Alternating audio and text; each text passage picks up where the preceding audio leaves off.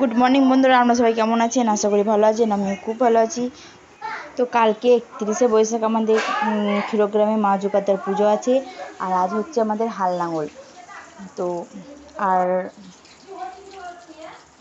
আর আমার শাশুড়ি মা এখন মাছ ভাজছে। প্রচুর মাছ পাওয়া গেছে, সেগুলো বসে বসে ভাজছে। আর আমি এখন আড্ডা মেরে মেরে বেড়াচ্ছি। আর ওইদিকে ছবিটি মাংস রান্না করছে, কারণ আমাদের পাটনারা নিয়ে একটা ছাগল পড়েছে, সেই ছাগলটার রান্না হচ্ছে আর কি। পাটনারানি হচ্ছে মানে 29 তারিখে মায়ের পাটনারানি হয়। সেই দিন একটা রসা আর ছাগলটা লাগিয়ে, রসাটা যে মাকে তুলে আনা হয়, সেই রসাটা আমাদেরকে দিতে হয়।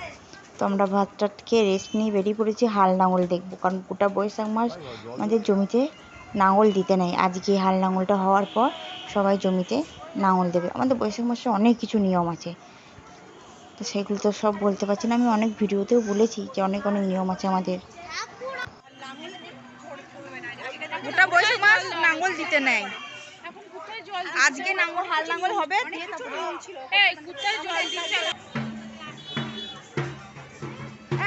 শান্তি জল